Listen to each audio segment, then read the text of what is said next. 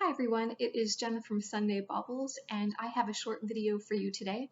I want to talk a little bit about pawn shops and also give you a preview for 3 items for Egyptomania. Now, let's talk first about pawn shops.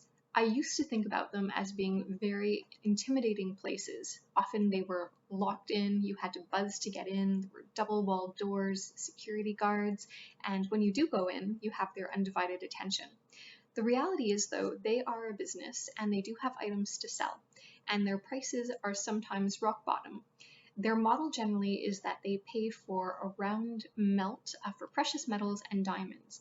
Now, when they're buying jewelry, they often don't value any of the other stones that are included in that jewelry.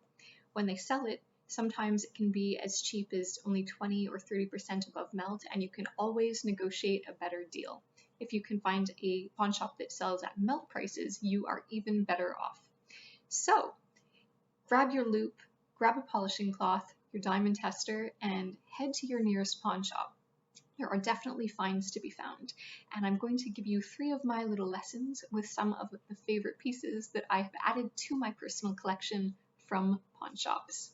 This first ring that I'm going to show you is a ring that I picked up with my dad. It is a large synthetic ruby in a 10-karat gold setting. Now, the lesson from this pawn shop is do not be afraid to bargain. I went in knowing what the current price of spot was, and they tried to quote me much, much higher. So I made them an offer, and that is one of the techniques I use. If I'm buying one piece, I will either ask, is that your best price? Or if I know what the value should be in the shop, I will make a fair offer. And they did accept it. So I managed to get this one at about 5% above melt value, which was a great deal. It's now part of my collection. It's a little bit big, but you know, I can stack it with lots of others. This ring has a wide shank, and that actually makes it fit a little bit smaller than it typically would. It has a beautiful finish to it, 10-karat gold synthetic ruby. The second lesson in pawn shop shopping is to know what you are looking at. In this case, I found a wonderful Edwardian ring with about a 3/4 carat diamond center stone and a full eternity band. This one is set in platinum and it has engraved sides, and it is a ring I absolutely adore. Let's take a closer look and I'll share with you some of the details that I was looking at when I found this one and bought it for a song. If you look carefully at this, you can see the Kozibe pattern that is common with old cut diamonds. The crown is very, very high and the sides are engraved. The ring basket itself is high set, and this is typical, as you may see with some of the Edwardian diamonds. The sides are engraved and each diamond is a full cut in the surrounding eternity.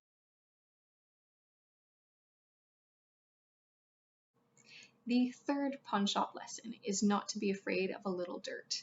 This Thai princess ring is something that I found, and it was in a terrible, nasty condition when I got it. I've cleaned it all up, and I got this one for a song too.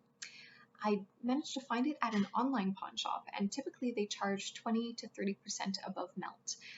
And this one was also mismarked and categorized, so they charged me for 6 grams of 14-karat gold, and it was actually 18. This ring may have looked grubby online, but it also held a lot of promise. When I got it home, I scrubbed it as I do with a paintbrush and a little bit of Dawn dish soap, and I managed to bring it back to glory. There was quite a bit of schmutz on the underneath, and here's a quick little clip of that. Let's talk a little bit about Egyptomania. So on March 11th at 3:30 p.m. PST, 6:30 p.m. EST, we will be celebrating Egyptomania, and I will be going through the history of some of the Egyptian revivals. Now, one of the most popular Egyptian revivals was around the time of the finding and opening of King Tut's tomb in 1922. This is one Art Deco example that I'm going to be sharing with you. This is a chatelaine pencil of Muscle Tut. Let's take a closer look. He is fondly referred to as Muscle Tut because of his muscles. I wonder if this pencil was used to capture partners on a dance card. The second piece from our preview for Egyptomania is this very large scarab pendant. Let's take a closer look.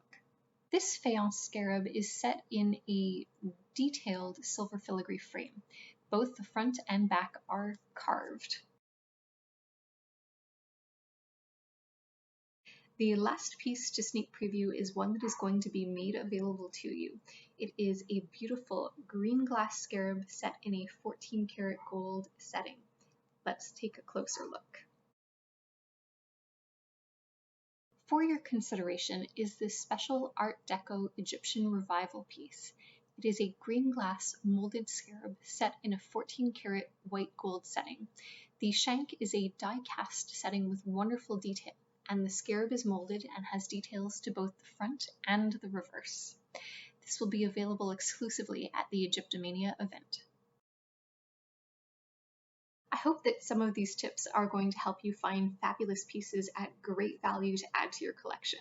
And don't miss Egyptomania 2022. That is March 11th at 3:30 p.m. PST, 6:30 p.m. EST. Joining me is Dana Stewart Coates, Killer Queen Vintage, and she will be bringing a fantastic selection of Egyptian revival jewelry for you to potentially add to your own collection. Take care and leave any questions you have in the comments. Have a great day.